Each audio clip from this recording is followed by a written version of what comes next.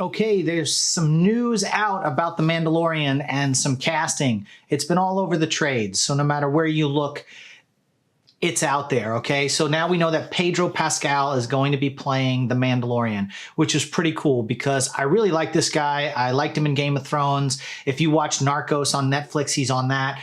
And, you know, right away, man, it's got that gunslinger feel to it now. You know, I mean, you kind of got it from some of that promo picture that came out of the Mandalorian with all of his armor and everything. But when you start putting actors within the suits and going, oh, okay, all right, I can see it now. We're starting to get that Western feel for this series that I think is the direction they're going into.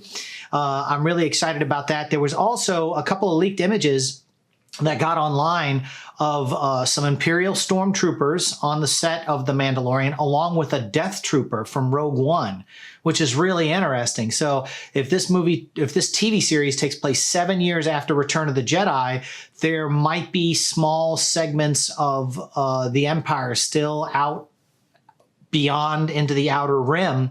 So it's kind of interesting unless they're doing flashbacks. So we've got some Stormtroopers, we've got a Death Trooper from Rogue One, and Pedro Pascal is going to be playing the Mandalorian. Also, it was reported that Gina Carano, who's a former MMA fighter, I loved her in Steven Soderbergh's Haywire. I thought she did an awesome job in that. The scenes in the diner are my favorite scenes in the entire film. Although the action is just nonstop throughout that whole thing. I think she's got the chops to pull off doing a serious heroine type character in The Mandalorian. It should be pretty badass. So she was also in Fast and Furious 6. If you're not familiar with her, you can see her in that, and Haywire is like the big claim to fame. But she's also, if you're in the MMA world, you know who she is. The other thing that I was thinking is because The Mandalorian takes place 7 years after Return of the Jedi, okay, I'm still holding out hope that we get the Luke Skywalker we never got in the series. Maybe somehow in all these 10 films, he's either referenced or he comes into the fray.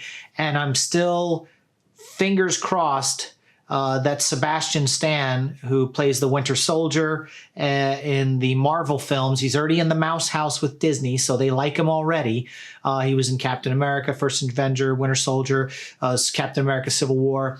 And you guys know Sebastian Stan, and he's known for other films as well, not just the Marvel stuff. But, you know, Mark Hamill actually gave his blessing that if anyone played a younger version of Luke Skywalker post Return of the Jedi, they should go with Sebastian Stan. It was on his Instagram. And he jokes about him being his long lost son that he never had.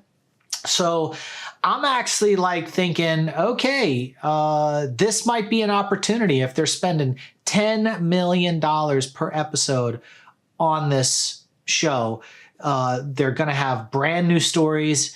You know, you could always go into some of the old books and novels and pull some of that stuff, that lore into this series. And I'm amped, man. I got my fingers crossed. Luke Skywalker's coming back in a younger version, and it's going to be Sebastian Stan. And I really feel that that's going to happen. So Pedro Pascal, Gina Carano, you've got Sebastian Stan is my shoe-in for Luke Skywalker. But let's see how this thing turns out. Stormtroopers and Death Troopers. I don't understand how they fit into this if the Empire has fallen, but maybe these people are part of the rise of the First Order.